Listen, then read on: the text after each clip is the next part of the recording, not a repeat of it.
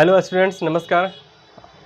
आज लेकर आए हैं क्लास 10th का साइंस चैप्टर, जिसमें अध्याय 1 देखेंगे, रासायनिक अभिक्रिया एवं समीकरण। चैप्टर का क्या नाम है? रासायनिक अभिक्रिया एवं समीकरण। ठीक है, वीडियो में अंत तक बने रहेंगे, सारे कॉन्सेप्ट को अच्छे से समझिएगा। सबसे पहले देखिए क्या है, यहाँ पर जानेंगे रासायनिक अभिक्रिया क्या होता है। रासायनिक अभिक्रिया क्या होता है, किसे कहते हैं रासायनिक अभिक्रिया? Chemical reaction.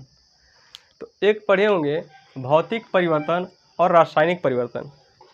इसके बारे में आपको पता होगा कि भौतिक परिवर्तन और रासायनिक परिवर्तन क्या होता है। तो भौतिक परिवर्तन, फिजिकल चेंजेज, उसे कहते हैं जो पुनः अपनी अवस्था में लाया जा सकता है। ठीक है, कोई अगर रिएक्शन होता है, उसके बाद अगर नया पदार्थ का निर्माण होता है, तो नया पदार्थ निर्माण होने के बाद पुनः अपनी अवस्था में ला सकते हैं, उसको बोलते हैं फिजिकल चेंजेज, भौतिक परिवर्तन। इसी के जैसे क्या है रासायनिक परिवर्तन। रासायनिक परिवर्तन में क्या होता है कि जब कोई पदार्थ रिएक्शन करता है, तो जो पदार्थ बनता है नया पदार्थ, उसको पुनः अपनी वापस अवस्था में नहीं ला सकते हैं। ठीक है, और उसका पूरा का पूरा गुण, रंग, रूप सारा क्या हो जाता है? चेंज हो जाता है। उसको क्या बोलते हैं? रासायनिक परिवर्तन, केमिकल चेंजेज। उसी पर बेस्ड डिफिनेशन है रासायनिक अभिक्रिया। क्या है? रासायनिक अभिक्रिया, केमिकल रिएक्शन। देखिए क्या है, जब कोई पदार्थ अकेले या किसी अन्य पदार्थ से क्रिया करके नए गुण वाले पदार्थ का निर्माण करते हैं, रासायनिक अभिक्रिया कहलाते हैं। ठीक है, जब कोई पदार्थ अकेले या किसी अन्य पदार्थ से क्रिया करके नए गुण वाले पदार्थ का निर्माण करते हैं, रासायनिक अभिक्रिया कहलाते हैं। जैसे मान लीजिए कि हाइड्रोजन और ऑक्सीजन आपस में क्या किया? रिएक्शन किया, आपस में मिलने के बाद H2O जल का जो निर्माण किया, ये क्या कहलाएगा? रासायनिक अभिक्रिया। ठीक है, जब हाइड्रोजन और ऑक्सीजन मिलकर नए पदार्थ, नए गुण वाले पदार्थ का निर्माण करता है, उसे क्या कहते हैं? रासायनिक अभिक्रिया कहते हैं। ठीक है, इसके बाद देखिएगा मैग्नीशियम तथा ऑक्सीजन अभिक्रिया करके मैग्नीशियम ऑक्साइड बनाता है। तो मैग्नीशियम और ऑक्सीजन रिएक्शन करेगा तो मैग्नीशियम ऑक्साइड का निर्माण होता है। ये पूरे प्रोसेस को, इस पूरे प्रक्रिया को क्या बोलेंगे?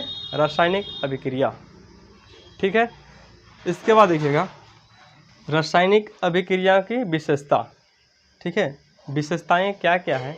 जब दो या दो से अधिक पदार्थ या एक सिंगल पदार्थ अभिक्रिया करता है, तो उसके बाद घटनाएं घटती है। क्या क्या घटना होता है? तो सबसे पहली बात कि गैस की उत्पत्ति। अगर रिएक्शन होता है तो कुछ ऐसे रिएक्शंस हैं जिसके अभिक्रिया के फलस्वरूप गैस उत्पन्न होता है। क्या उत्पन्न होता है? गैस।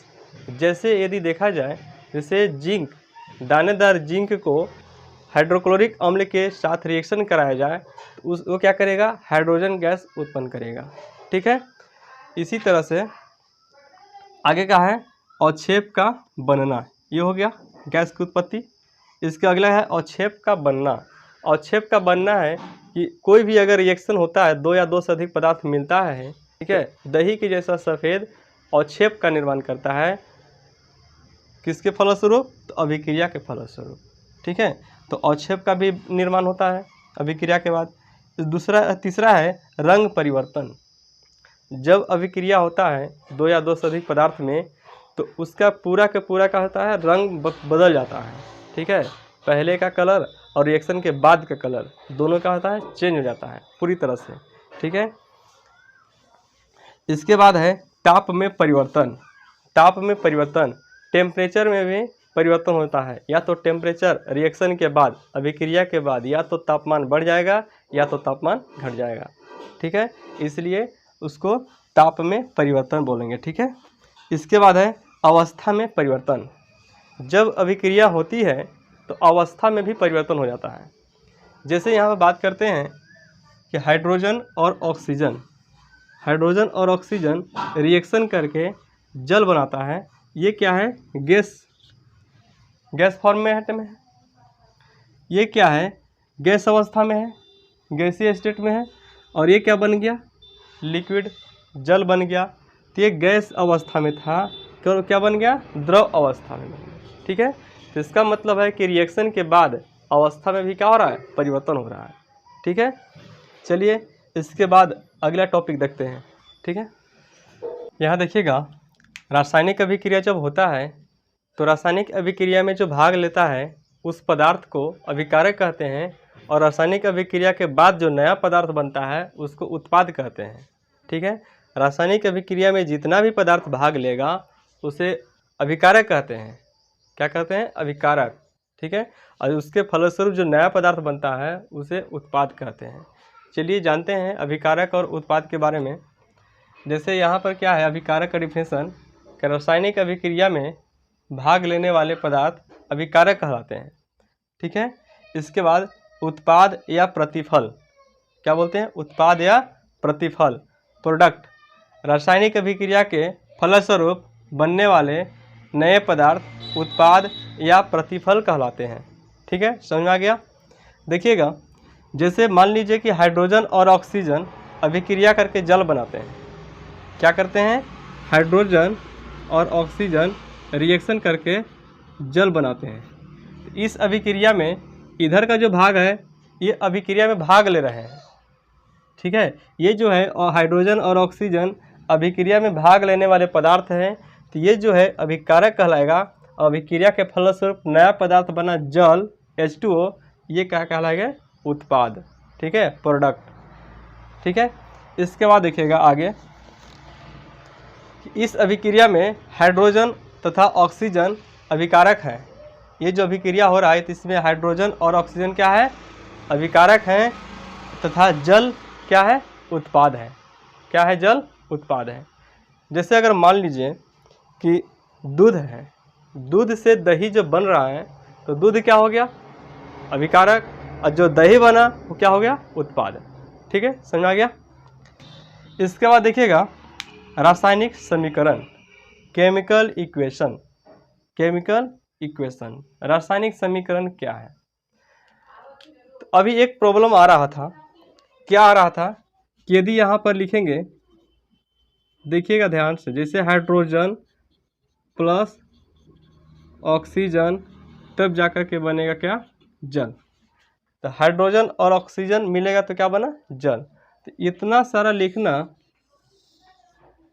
क्या अगर इससे अगर बड़ा अगर अभिक्रिया हो रहा है तो उसको लिख करके हिंदी में दर्शाना बहुत मुश्किल है। ठीक है, तो उसी को संक्षिप्त रूप करने के लिए, संक्षिप्त रूप का मतलब होता है उसका छोटा स्वरूप। ठीक है, तो छोटा स्वरूप मतलब है कि उसको संकेतों और सूत्रों की सहायता से व्यक्त करना। किसकी सहायता से? तो संकेतों और सूत्रों की सहायता से जब व्यक्त कर देते हैं तो उस अभिक्रिया का जो समीकरण बनता है उसको बोलते हैं रासायनिक समीकरण। समझ आ गया? जैसे ये हाइड्रोजन और ऑक्सीजन रिएक्शन करने के बाद जल बना रहा है, तो यहाँ पर हाइड्रोजन के लिए सूत्र या संकेत आपको पता होगा कि हाइड्रोजन का संकेत क्या होता है? तो इसका हाइड्रोजन का H2, इसके बाद ऑक्सीजन का क्या होता है? O2। यहाँ पर O2, हाइड्रोजन का तो H होता है, 2 क्यों ले लिए? ऑक्सीजन का तो O होता है सिर्फ। तो यहाँ पर हाइड्रोजन और ऑक्सीजन जो है क्या है? द्विक परमाणुक है। क्या है? द्विक परमाणुक है, जिसके कारण यहाँ पर H2 और O2 लगा रहता है। ठीक है, इसके बाद ये क्या है? H2O बना रहा है, जल।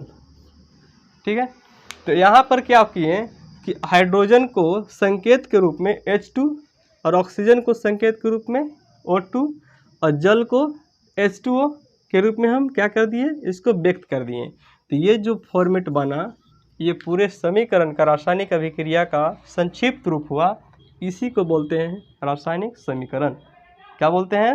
रासायनिक समीकरण। ठीक है, अच्छे से समझिएगा।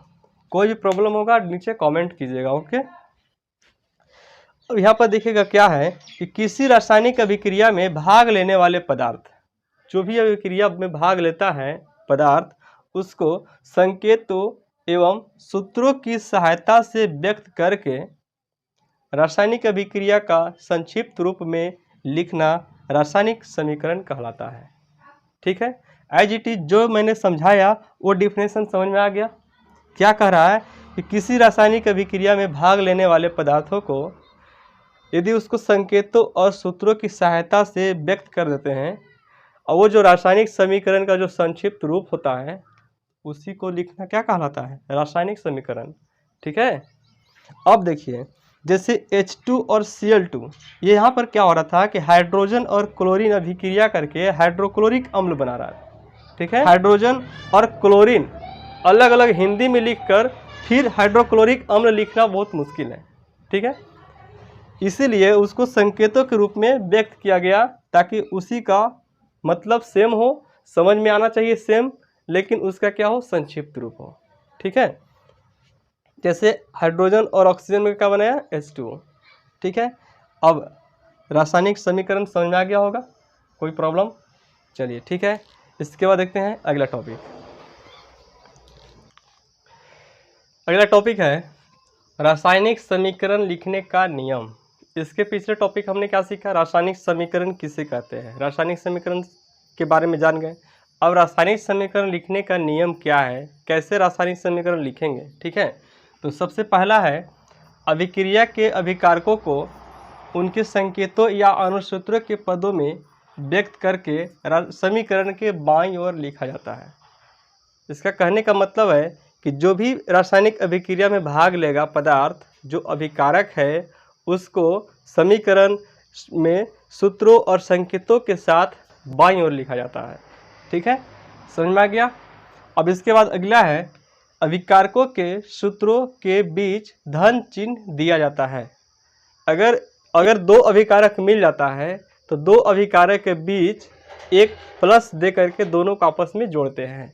ठीक है, तो जैसे यदि यहाँ पर मैग्नीशियम है और ऑक्सीजन, मैग्नीशियम और ऑक्सीजन अभिक्रिया करेगा तो ये धन चिन्ह से दोनों अभिकारकों को जोड़ देंगे। ठीक है, और इसके बाद यहाँ पर इसके बाएं तरफ लिखेंगे, वही लिखा हुआ है कि अभिकारकों के सूत्रों के बीच धन चिन्ह दिया जाता है। ठीक है, अगला है अभिक्रिया के प्रतिफलों उत्पादों को उनके संकेतों या अनुसूत्रों के पदों में समीकरण के दाईं ओर लिखा जाता है। ठीक है, आप तो पता है कि जब ये अभिक्रिया अभिकारक को हम बाईं ओर लिखेंगे तो इसके फलस्वरूप जो अभिक्रिया होगा उसको जो उत्पाद बनेगा उसको हमेशा क्या लिखेंगे, दाहिने ओर लिखेंगे। ठीक है, और उसके सूत्रों और संकेतों की सहायता से लिखेंगे। यदि अभिक्रिया के फलस्वरूप दो या दो से अधिक पदार्थ बनेगा तब उन दोनों उत्पादों के बीच धन चिन्ह के द्वारा लिखा जाएगा। ठीक है, तो प्रतिफलों के सूत्रों के मध्य धन चिन्ह दिया जाता है। ठीक है, इसके बाद है अगला अभिकारकों तथा प्रतिफलों के बीच तीर के निशान लगाया जाता है। जैसे मैग्नीशियम प्लस ऑक्सीजन मिला, क्या बनाया, मैग्नीशियम ऑक्साइड। तो इसके बीच में ये अभिकारक और ये प्रतिफल, अभिकारक और प्रतिफल रिएक्टेंट एंड प्रोडक्ट के बीच क्या लगाते हैं, तीर का चिन्ह लगाते हैं। और तीर का चिन्ह ये बताता है कि अभिक्रिया किस डायरेक्शन में हो रहा है। ठीक है, तीर का चिन्ह क्या बतलाता है, तो अभिक्रिया, रासायनिक अभिक्रिया जो हो रहा है किस डायरेक्शन में हो रहा है, तो इसका डायरेक्शन किधर है, तो इसका मतलब है इधर की तरफ तीर का निशान है, तो इसका मतलब है कि ये अभिकारक मिलकर ये उत्पाद का निर्माण कर रहा है।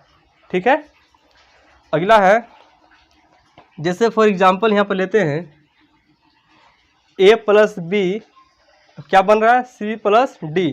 तो इस तीर के निशान के इधर बाईं ओर तरफ जो है A और B क्या है, अभिकारक है।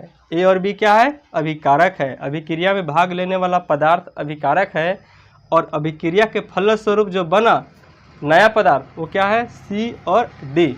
तो C और D क्या है, उत्पाद है। क्या है, उत्पाद। इस अभिक्रिया में A, B अभिकारक है तथा C, D उत्पाद है, जिसमें A+B अभिक्रिया करके C+D बनाता है। ठीक है, समझ में आ गया। रासायनिक समीकरण लिखने का नियम क्या है पता चल गया। तो यदि इसको याद करना है तो कैसे याद करेंगे, तो सबसे पहले देखिए पहला में क्या है कि अभिकारक को संकेतों और सूत्रों की सहायता से समीकरण के बाईं ओर लिखेंगे। ठीक है, यदि दो या दो से अधिक अभिकारक मिल जाएगा तो उसको धन चिन्ह से जोड़ देंगे। ठीक है, इसके बाद है दूसरा, अभिक्रिया के फलस्वरूप जो बनेगा उत्पाद। ठीक है, तो उत्पाद को हमेशा समीकरण के दाहिने ओर लिखेंगे। किधर लिखेंगे? दाहिने ओर लिखेंगे। ठीक है, यदि दो या दो से अधिक प्रतिफल बनेगा या उत्पाद बनेगा तो उसको धन चिन्ह से जोड़ देंगे। ठीक है, अब इसके बाद है पांचवा पॉइंट है अभिकारक और उत्पाद। अभिकारक और उत्पाद के बीच तीर का निशान देते हैं। क्या देते हैं? तीर का निशान देते हैं। तीर का निशान ये बताता है कि अभिक्रिया किस डायरेक्शन में हो रहा है। ठीक है, याद रहेगा। ठीक है, अगला टॉपिक देखते हैं। इसके बाद इसके स्क्रीनशॉट लीजिए। इसके बाद देखिएगा रासायनिक समीकरण दो प्रकार के होते हैं। रासायनिक समीकरण का प्रकार पढ़ेंगे, जिसमें रासायनिक समीकरण कितने प्रकार के होते हैं? दो प्रकार के, एक संतुलित रासायनिक समीकरण, एक असंतुलित रासायनिक समीकरण। ठीक है, तो देखिए वन बाय वन जानेंगे। तो वह रासायनिक समीकरण जिसमें समीकरण के दोनों ओर प्रत्येक तत्व की परमाणु संख्या समान होती है।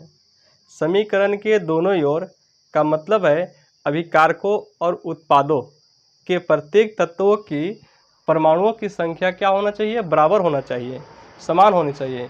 तो उसे क्या कहते हैं? संतुलित रासायनिक समीकरण कहते हैं।